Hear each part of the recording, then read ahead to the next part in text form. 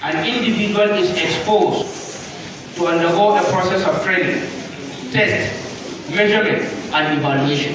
And at the end of the process, he or she is certified with certificate in a specific field of endeavor.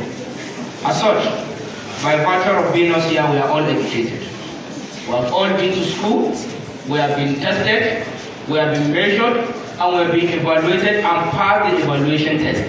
And we were certified, that is why we are here. By virtue of this, we are all educated. So, this education, the formal education itself, the nation depends on it as a parameter to move its citizens, to move the nation from one state to the other, to achieve its goal or objective. As such, the goals of education were outlined. The Ministry of Education were charged with the responsibility to design a program or to design a goal that when people are exposed to training, when we have this type of training, the formal education, the nation will reach a certain level. As such, I refer to the goals of Nigerian education. One, the goal states that to build a free and democratic society. To build what? A free and democratic society. Two, just and egalitarian society. Three, united and self-reliant nation. Great and dynamic economy and land full of opportunities for all citizens. Now I ask us a question. Do we have free and democratic society? No. Are we united and self-reliant nation? No. Do we have great and dynamic economy? No. Is the land full of opportunities for all citizens? No. That means there is problem. Yes. There is problem in the educational sector.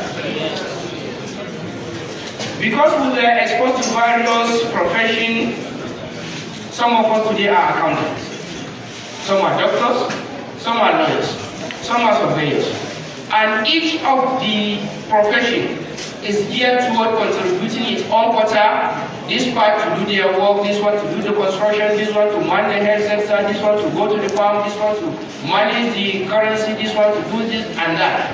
That individual work we do based on our profession, when we harness them together, we will move to achieve these stated goals. As such, each profession can beat chest and tell them or tell us that their cause is relevant in nation building. When you ask an accountant, he will tell you the relevance of accounting in nation building. When you ask a lawyer, he will tell you the same thing. When you ask an engineer, in fact, each of the field you may ask, they will tell you this is the contribution they are giving for the nation's progress. Because the essence of education is to harness all the variety, all the diversity, and all the field work and the indoor work to harness in order for us to achieve a free and democratic society. Just and egalitarian society, united and self-reliant nations, and land full of opportunities for all citizens. As people from various professions can speak and talk on behalf of their discipline, so also teachers talk. Before I move further, I want to ask, how many of us rate education as a course of profession? How many of us rate education as a course of profession? Please, if you rate education, you raise up your hand. I'm seeing less than 10 hands. Maybe some may have felt shy to raise their hands, but I can surely say that out of the 1,200 core members, less than 20% must have identified themselves to have read education. You can put your hands down, please. For those that read education, the lecture may be a little bit boring. But for those that do not read education, that's the overwhelming majority. That is where our interest is. May see it as an avenue to learn one or two things. We know very well, for you to be certified as a teacher, you must undergo a training. And it is a minimum of a 4-year program, either at NC level or at degree level. So what we are going to give you now is just a tip of an iceberg, just to prepare you As most of you, or majority of you, will be posted to school, whether you're rotating or whether you're staying, majority of the core members will be posted to school. As such,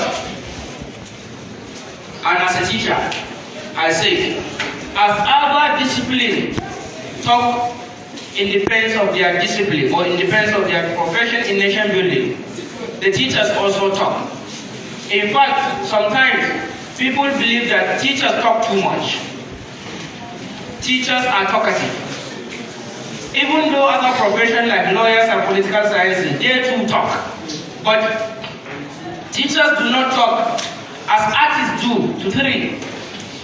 Teachers do not talk as accountants do to balance. Teachers do not talk as doctors do to prescribe. Teachers do not talk as entrepreneurs do to gain. Teachers do not talk as lawyers do to win a case. Teachers do not talk as surveyors do to quantify. Teachers do not talk as politicians do to attract, but teachers talk to guide.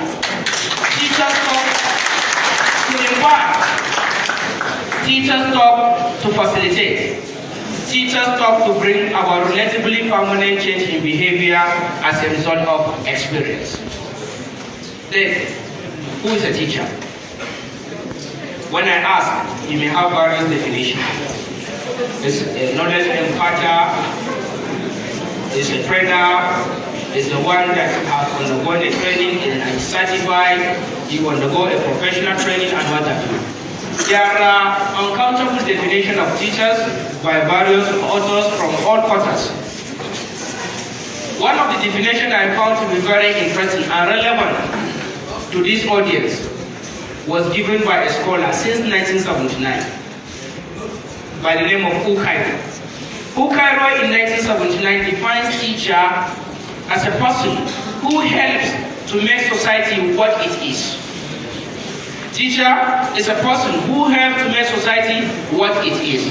So to him, if the nation is progressing, teachers have done their work. And if there is a problem in the nation, he took the blame on the teachers. And to him, why do he do that? He wants teachers to assume responsibility because they are the one given the mandate formally to train people from the teenage. We all went to school. It is after we finish the process of training that we will be employed into the various agencies, both the private and the government parastatals. So if we receive the adequate and the required training from our teachers, we are going to behave. We are going to work toward achieving the educational goals to make our nation a prosperous one. Even though the teachers may have reason to blame others, may have reason to blame government, may have reason to blame parents, may have reason to blame the economic situation, may have reason to blame the political trend, but they assume responsibility according to Ukairo because they are building a nation. And teachers are nation builders, of course.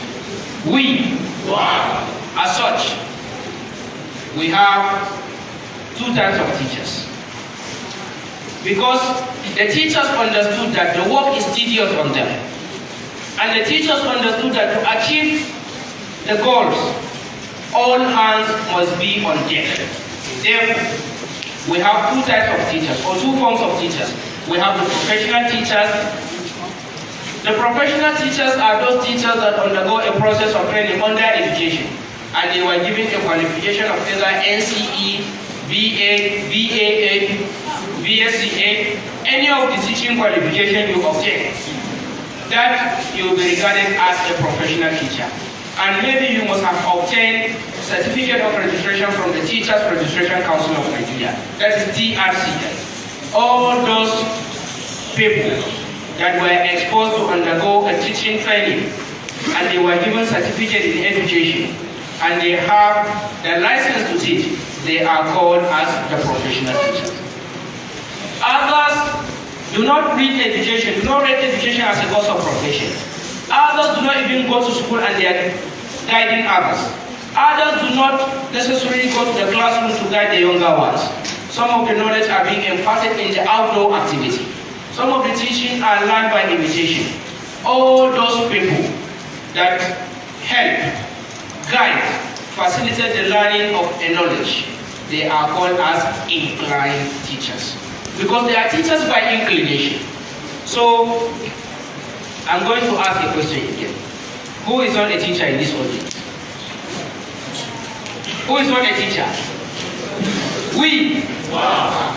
So we are able to understand that all of us are teachers, either by profession or by inclination.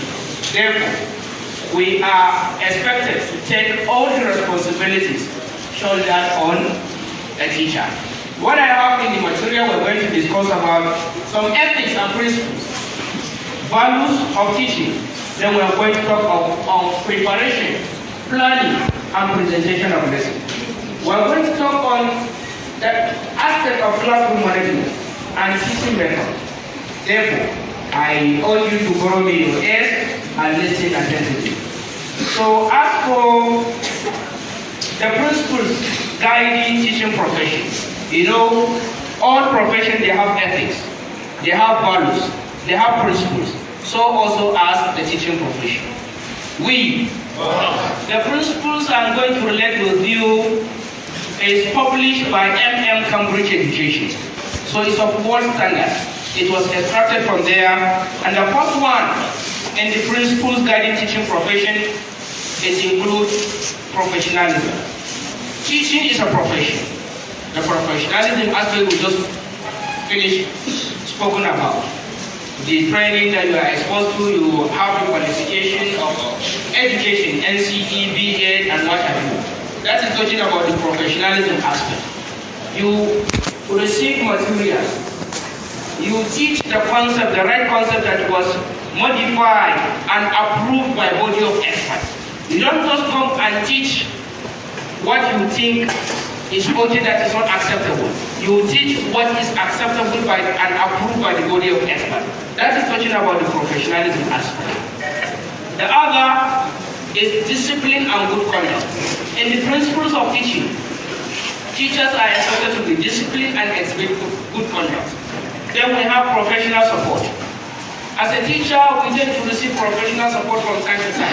Sometimes we receive lectures, we receive guide from our head teachers, we receive guide from the principal, we receive guide from the Ministry of Education through inspection and supervision.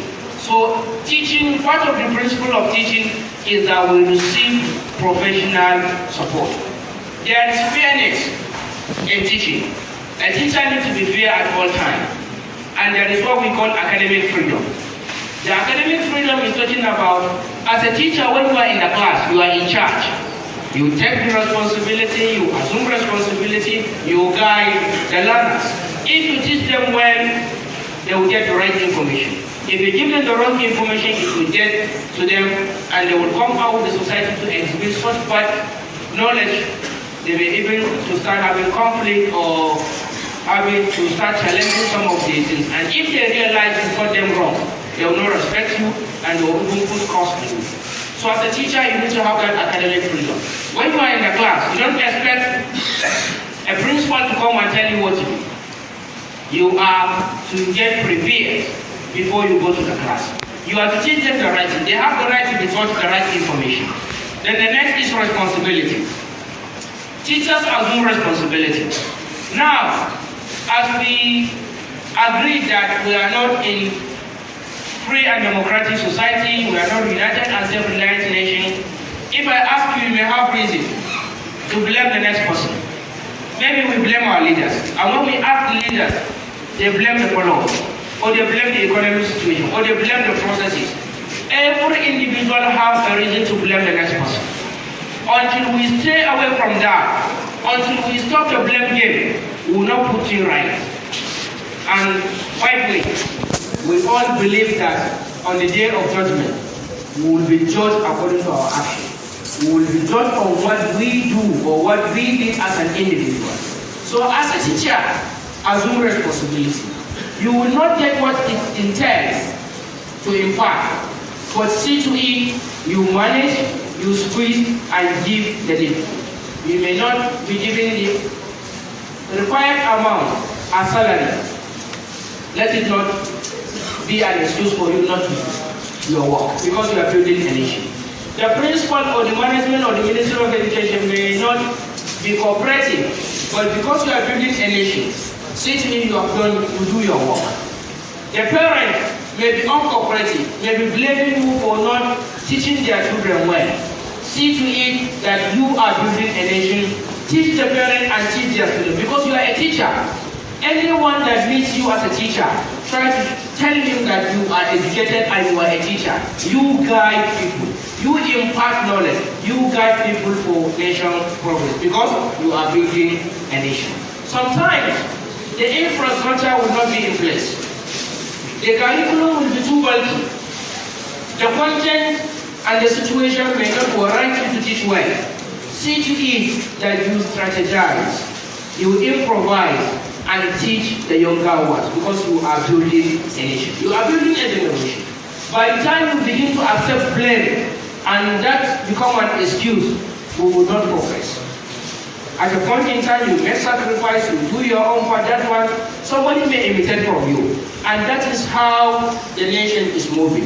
And that is why up to now, we have some of the things or some of the agencies are working as expected. Because sometimes a ministry will not be given the required budget for them to operate. But yet, they do strategize, they do not relate, but they do what is expected. Because to them, they thought they are serving humanity. To them, they believe that two wrong never make a right. So as a teacher, you need to be trained like that, and you need to behave like that. Then the next thing is values guiding teaching profession. When we talk about values, we're talking about relationship. How do you relate with your learners? How do you relate with your colleagues? How do you relate with the parents? How do you relate with the society? Do you have administrative and academic relationship? Or do you have academic and administrative leadership? This is talking about what? Relationship and the general relationship. Your ability as a teacher to relate well with your learners, you will have the opportunity to understand. When you understand your learners, you teach them well. A psychologist by the name of Yobe define teaching as understanding the learner.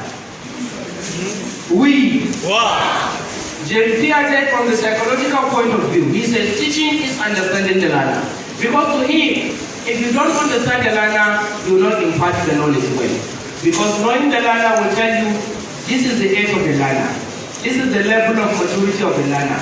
This is the concept that he can assimilate and digest. So when you understand the learner, that gives you the information to what? To prepare yourself and teach him based on his capacity, based on his ability. And understanding the learner will always give you and afford you the opportunity to appreciate the individual differences that exist in the class. So when you understand your learner, when you relate well with your learners, you will reason with them. You will get the right feedback at the right time. Then relationship with colleagues. As teachers, they are expected to relate well with your colleagues. Because some of the content you will teach in this subject may appear in the other subject and in the same class. When you relate well with colleagues, you will have a tendency that knowing that this particular content, for example, nationality, may appear in social studies and civic education. It may appear in essay in English. So by the time when you relate with your colleagues, you harness the concept. So that you not go and teach them different concepts. This subject teacher is telling them nationality is this. The other is telling them nationality is different. So when you relate well with your colleagues, you can be able to harness and have an approved definition that is assessed that you think they can assimilate at their own level. That is one of the importance of relationship with colleagues. Then you relate with your employers. All employers, whether the Ministry of Education or the private school, they have a goal, they have an objective at which they want to achieve at the end of the program. So when you relate well with them, if it is a missionary school, you know that there are certain objectives that have to do with the religious aspect. Then when you relate well with them, you work towards achieving that. And then if it is a conventional school, there are certain values they attach. If it is Islamic school, there are certain things they want to achieve at the end of the school that have to do with religion. When you relate well with them, you will go hand in hand with them. That is the essence of having good relationship with your employees. The relationship with society. There are some values custom and beliefs of the society. As a teacher, if you know them, it will help you to give example. For example, if you are from other part of the country, like those from the south, if you don't know the values and culture of the people here, when you go to teach, some of the examples you may wish to relate may be either ineffective, may be insulting, or irrelevant.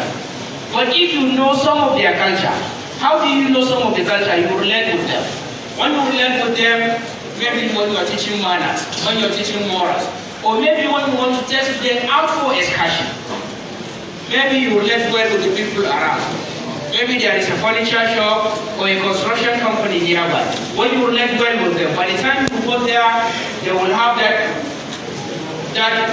feeling, sense of belonging that this is a teacher and we are in good time with him. So anytime you say you're going to bring your students to come and see how they do this, they will not accept it. So that is one of the importance of having a good relationship with the society.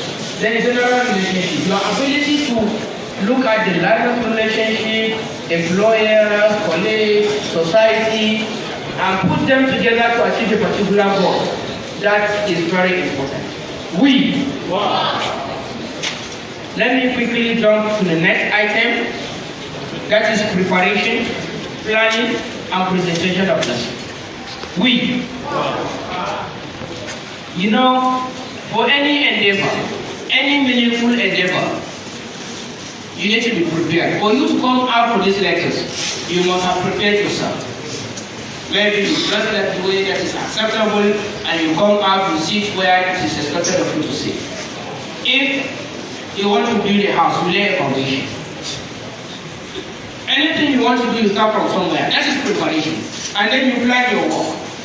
He who fails to plan fails. Teaching is a professional endeavor that requires professional planning. Therefore, we have the general planning.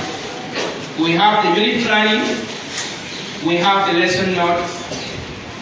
And then we have the lesson delivery.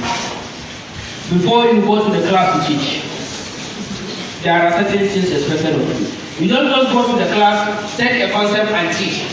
Before you go there, you are expected to make certain arrangements. We have general planning. Let's take for example, all of you will be posted, or most of you will be posted to school. When you go, you might be issued with a document. You might be issued with a teacher's guide. Part of the guide that you receive includes the curriculum, the syllabus, the textbook, and maybe the lesson note or the lesson plan book. Then you may be given some few stationaries that you plan your work in order for you to go and teach. If you are issued with a curriculum contains the list of subjects and content required to be covered for the entire program. Maybe from SS1 to 3, the content, the subject expected to be covered from SS1 to 3 are documented in one booklet. That booklet is called curriculum. It might be of a single subject, maybe English, SS1, 2, and 3, for the entire program of SS1 to 3. That booklet is called curriculum. There is other one, the list of content to be covered by a particular subject for a particular academic year or for a particular academic program. That booklet is called the syllabus. Is that clear? Then, when you are issued the syllabus or curriculum, the first thing you extract. The process, you know that you have first term, second term, and third term. You are given a content to be covered for a year. Then, you extract the content. When you extract the content, you divide it into 3 terms. You know the number of weeks in first term, the number of weeks in second term, versus the number of weeks in third term. And then as a teacher, you'll be given your area of specialization. You know the content, simplicity, and complexity. You know whether this topic requires practical or it will take you a longer time for you to teach. From there, you divide the content into three. The first term, the second term, and the third term. When you do that, maybe you are in first term, then you look at the content of first term. Then you break them down. When you break them down to weekly activity, maybe you simplify them. Some of the topics are very broad, then you simplify it into some topics. That process of breaking complex topic into subtopics is what we call scheme of work. Breaking a complex topic into absorbable or simpler subtopic, it is what we call scheme of work. When you have the list of content you want to cover for a term, that is your scheme of work. Then you go further. You have what we call a unit plan. You know, for example, in the first term, you have 12 weeks or 13. You know, the first week may likely be revision, the last week may likely be exam. If you have holiday or public holiday, you take note of that. You assess the number of periods, using your timetable. You ascertain the period, the duration. Is it 35 minutes, 30 minutes, or 40 minutes? You ascertain that, and then you divide the topic into weekly activities. I have the unit plan, the sample of the unit plan here. When you divide them into weekly breakdown, that is called the unit plan. For example, you are in the third week. You know that in the third week you are going to cover maybe one or two topics, depending on the frequency of the period you have per week. Some of the subjects are 2 per week, while some are 5, like English and mathematics. But like civic education, maybe religion, or maybe language, like Hausa or Yoruba, maybe 2 times or 3 times maximum. So depending on the number of periods you have, then you portion what? Your weekly plan. Then, maybe you are in the third week, and it's Saturday. You want to prepare yourself for Monday. And then you know the content you are going to teach. Before you start doing the lesson plan, you first have to develop lesson note. Because the lesson note gives you the content. Now, lesson plan, you refer to the guide given to you. You have a textbook that was issued to you by the school. Then you refer to the textbook for guidance. The textbook gives broader explanation. The writer of the textbook might not be from the place that you're going to teach. Maybe if a Hausa man write a book, some of the examples he may use may not be applicable to teach children in Igbo land. So as a teacher, sometimes the book is called Teacher's Guide. You don't take all what is mentioned in the textbook as to be part of your lesson note. Sometimes you may have like 3-4 different definitions in the textbook. As a teacher, you are expected to pick one. You read the definition, pick the variables, and form your own. Because you are expected to assess the level of the learners, level of understanding, and the objective of the lesson. By so doing, you will take to have the different variables and form the simplest and then easy to understand kind of definition. Then you form your note from there.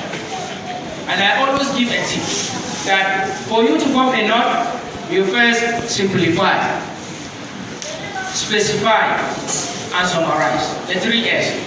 Simplify, specify, and summarize.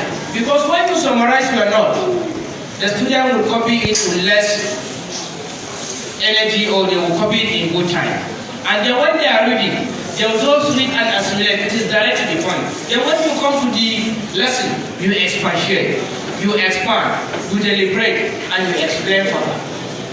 When you have the lesson note, then you prepare your lesson plan. For you to prepare a lesson plan, for those that come from educational background, we know we have different forms of lesson plan. Even in the same type of lesson plan, we have different controversies. We have different comments by different authors, by different experts. It is not time for us to debate on the various opinions, but I present you with the one that I see it the most popular, the most useful, and is giving the result. You may have different concepts of lesson plan, but I present you with the one I have here. And it is a slanted one. We have the tabular one and we have the slanted one. And lesson plan is teacher's guide. Lesson plan helps the teacher to assist his lesson. Lesson plan leads the teacher from one step to the other. Lesson plan gives room for the teacher to assess the psychology, the learning ability, and the learning difficulty of individual students. Because it gives you information about the learner. It gives you information about the instructional material you will use. It gives you the information about the boundary you will go. It gives you an information about what you're going to ask at the end of the lesson.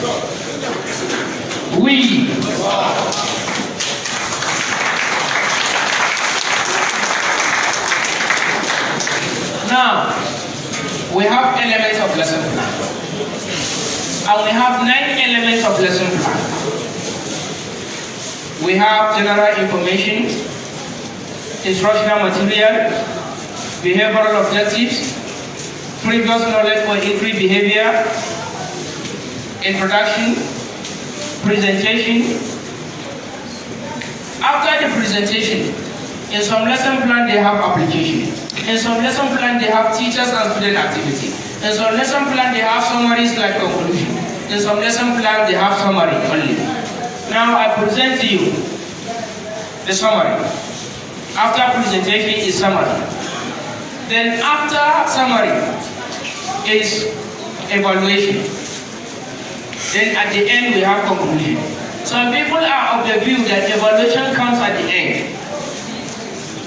Conclusion comes before evaluation. Some people say conclusion comes at the end. Depending on the professor that taught you, and depending on the level you are teaching, whichever you apply in the class and give you the result, that is what you will maintain. Whatever you think you are more convinced with. But among all the variety of the lesson plan, the elements remain the same. The strategy for implementation remains the same. So it is just a professional format. And it may not necessarily differ in the implementation. So they are all working hand in hand. So I give them an acronym. I call them the GIPSEC. GIP, the acronym GIP, PIP, SEC. The G stands for